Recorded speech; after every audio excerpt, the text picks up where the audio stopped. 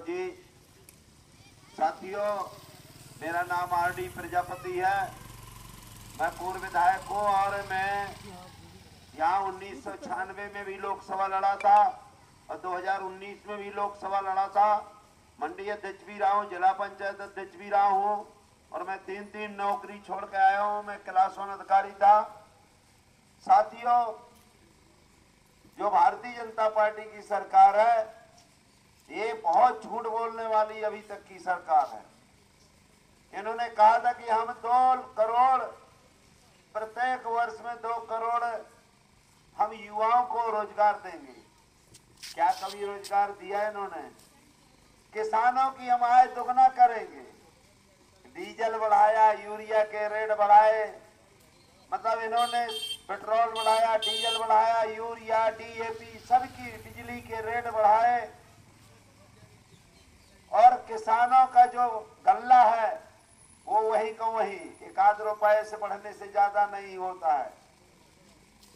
आज किसान आत्महत्या कर रहे हैं। हमारे बच्चे पढ़ लिख के जाते हैं तो अब ये कह रहे हैं हम अग्निवीर बनाएंगे।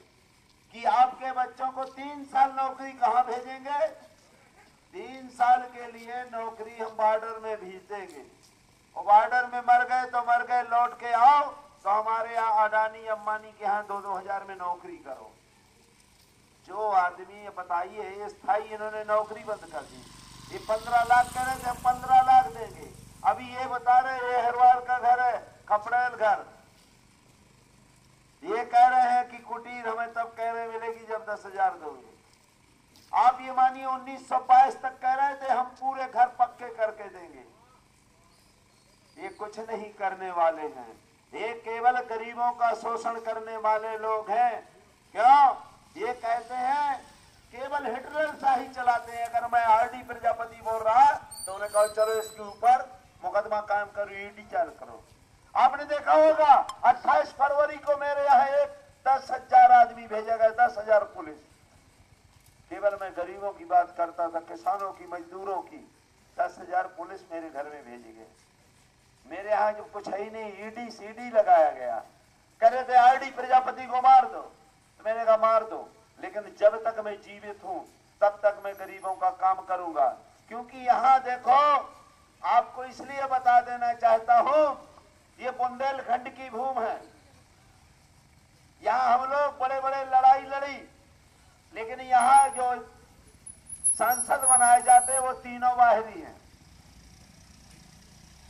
आपके दमोह लोकसभा में बाहरी सांसद, खजुराहो लोकसभा में बाहरी सांसद, टीकमगढ़ में बाहरी सांसद।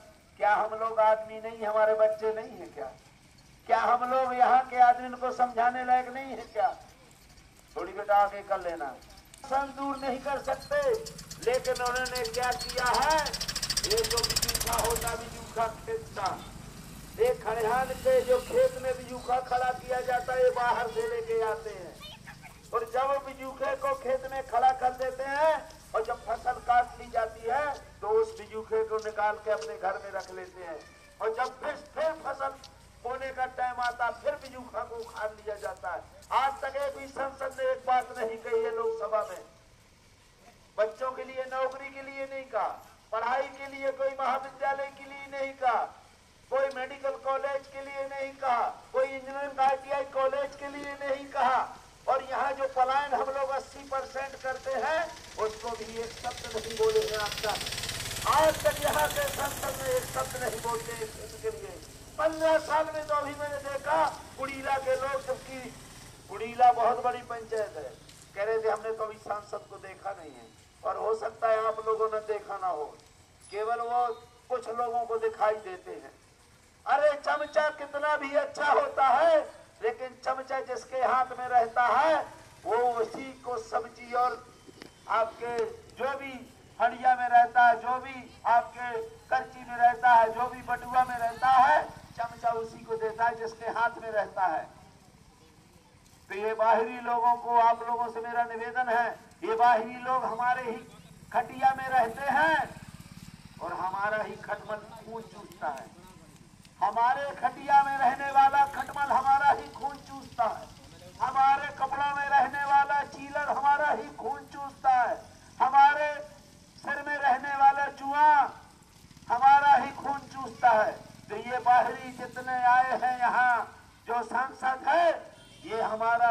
चूसने के लिए आए हैं, इस क्षेत्र की आवाज आज तक नहीं उठाए हैं, क्योंकि जाके पैर न फटी बीमारी वो का जाने पीर पर आई। ये यहाँ का है नहीं, इसलिए बाहर चला है। अरे जब यहाँ का हम एससी में आते हैं, यहाँ जो हरिजन भाषा कहते हैं वो संविधान के विरोध की भाषा है, इसलिए एससी में आते हैं। हमने आपको 75 साल वोट दिया, हमने आपको पंच बनाया, सरपंच बनाया, जनपद बनाया, जिला बनाया, विधायक बनाया, संसद बनाया, और जब हमारा टाइम आया ये अनुसूचित जाति के लिए आई तो बाहर के आदमी को पकड़ लाते हैं और ऐसे को पकड़ते हैं जिससे कुछ नहीं रहता। इनके यहाँ विशेषता होती है भारतीय जनता पार्टी में, अन्याय हो जाए, आंख रहते हुए भी आप देखोगे नहीं, चाहे जितना अन्याय हो जाए, कान रहते हुए आप सुनोगे नहीं, चाहे जितनी बहन बेटियों की इज्जत लुटे, गाली पी जाए, लेकिन आप सुनोगे नहीं। ऐसे पूरे बहन जहाँ आदमी सुअर भी नहीं रह सकता है और वहाँ आदमी एक शब्द नहीं बोलता है ये सांसद कि हमारे लोग पलायन करके जाते हैं। अभी रेलवे में आपने देखा होगा, अभी भगवान राम का मंदिर आ रहा, तो राम मंदिर में कहते हैं हम भगवान को लाए हैं, जबकि ये गलत है। अरे भगवान सबका है। अभी जब कोरोना की बीमारी चली थी तो लाखों मजदूरों की मौत हो गई, इन्होंने रेलगाड़ियां नहीं चलाई,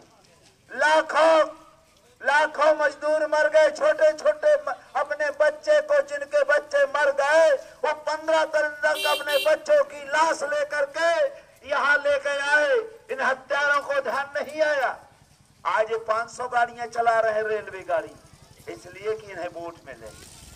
अरे भगवान हमारा सबका है, तुम्हारे बाप का भगवान है क्या? भगवान को तुमने पैदा किया है? अरे भगवान ने सबको पैदा किया है और आप कह रहे हम भगवान को लाएंगे।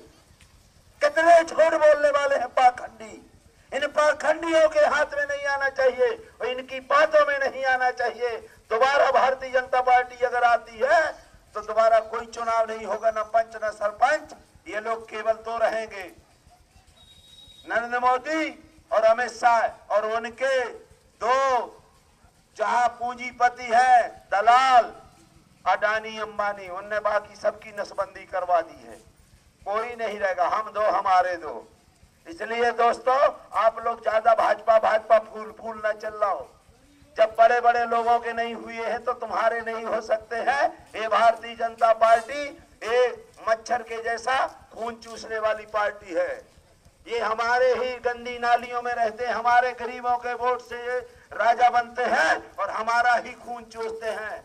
ये हमारे शरीर में रहने वाला चीलर हमारे कपड़ों में हमारा ही खून चूसता है। इसलिए गर्म पानी डाल दो, कपड़े में गर्म पानी डाल दो, डीडीटी डाल दो, न चीलर रहेगा और न काटेगा, न जुआ रहेगा न खाएगा।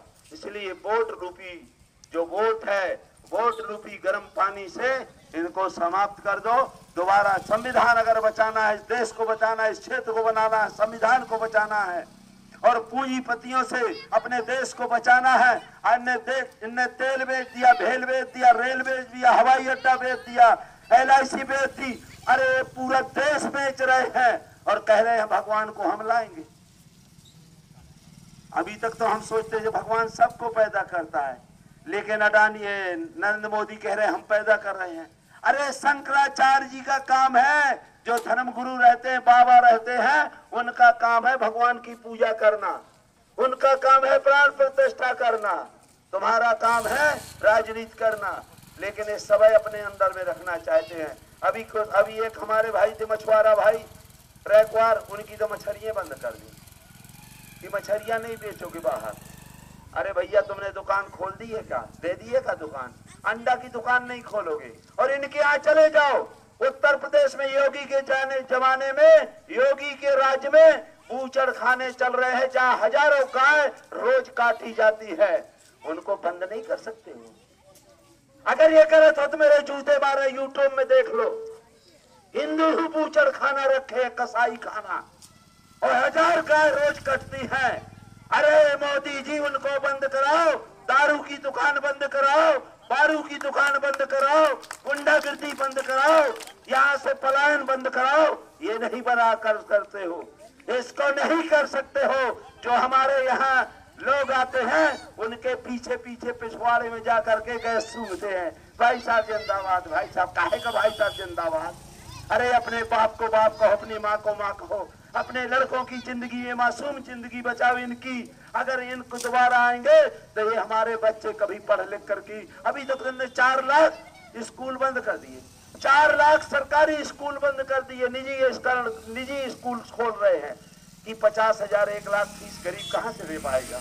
और जब नहीं दे पाएगा तो इनके लड़के नहीं पढ़ेंगे, और जो पढ़ेंगे तो हमें पैसा देंगे। इसलिए गरीब विरोधी सरकार है भाजपा, किसान विरोधी, गरीब विरोधी, मजदूर विरोधी और सभी के विरोधी सरकार है। ऐसी भारतीय जनता पार्टी को उखाड़ फेंकना है। मेरा भी नंबर आप ले लो, आरडी प्रजापति पूरा देश जानता है। यूट्यूब बच्चों लड़कों यूट्यूब में मेरे देखो, आरडी प्रजापति के बारे में मध्य प्रदेश में मुझसे ज्यादा आप लोगों की लड़ाई लड़ने वाला कोई नहीं है। यूट्यूब में देखिए, और 26 जुलाई 2016 को मैंने विधानसभा से इस्तीफा दिया था, उसको भी देख लीजिएगा। मैं ज्यादा न कहते हुए, अगर हमें मौका मिला तो पहला काम रहेगा कि इस क्षेत्र से पलायन रोकूंगा। इस क्षेत्र में पूरी फैक्ट्रियां लगेंगी, और नहीं लगती तो आरडी प्रजापति लोकसभा नहीं चलने देगा। अगर लोकसभा चले तो दिल्ली से जूते मारते मारते आप इस गांव तक ले आना मुझे, खरगापुर तक। हम वो आदमी नहीं है जो कहते हैं वो करते हैं, करके बताते हैं। और दुनिया कहती है, मेरे ऊपर कई बार प्राणघातक हमला करवाया भारतीय जनता पार्टी ने, लेकिन मैंने कहा मैं वो गोली हूं, एक्सपायरी डेट की गोली, एक्सपायरी डेट की गोली, जो ना मर्ज रहेगा, जो खाएगा ना मर्ज रहेगा और ना मरीज रहेगा। हम इनके लिए लड़ाई लड़ रहे हैं, बच्चों के लिए, समाज गरीबों के लिए लड़ाई लड़ रहे हैं। इसलिए ज्यादा ना कहते हुए आप लोगों से मेरा हाथ जोड़ के निवेदन है कि भाजपा को वोट नहीं देना। अगर भाजपा को वोट दिया तो दोबारा चुनाव नहीं होंगे, आप वही काम करोगे जो पहले करते आए हैं। बहुत बहुत धन्यवाद, सभी को प्रणाम।